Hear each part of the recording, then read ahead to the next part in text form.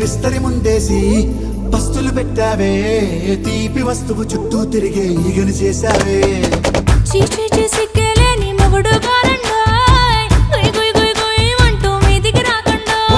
గంపెడి పిల్లలతో ఇంటిని నింపావే, సాపాదిండు సంసారాన్ని మేడెక్కించావే.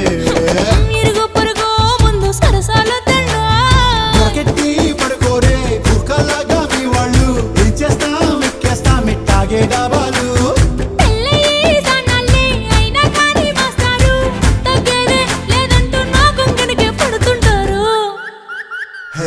గోదారి గట్టు మీద రామసలకావే.